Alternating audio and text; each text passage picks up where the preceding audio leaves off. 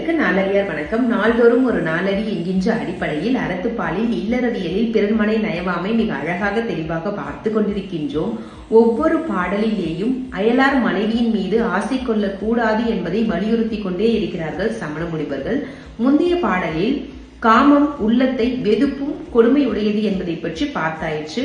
அதனைத் தொடர்ந்து இந்த பாடலில் எதை கூறப்போகிறார்கள் என்று பார்க்கலாம். சமண முனிவர்கள் வலியுறுத்தி கொண்டிருப்பதை பார்க்கும் பொழுது காமம் கொடியது என்பதை நம்மால் உணர முடிகின்றது.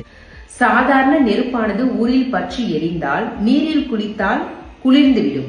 ஆனால் காமத்தீயானது நீரில் குளித்தாலும் பற்றி எரியுமாம், குஞ்சேறி ஒளிந்து கொண்டாலும் பற்றி எரியும் என்கின்றார்கள் இந்த பாடலில். இப்பொழுது நாம் பார்க்க வேண்டிய பாடல் எண் 90. ஊருள் எழுந்த உருக்கெழு செந்தீக்கு நீருள் குளித்தும் உயலாகும், நீருள் குளிப்பினும் காமம் சுடுமே, குஞ்சேரி ஒளிப்பினும் காமம் சுடும்.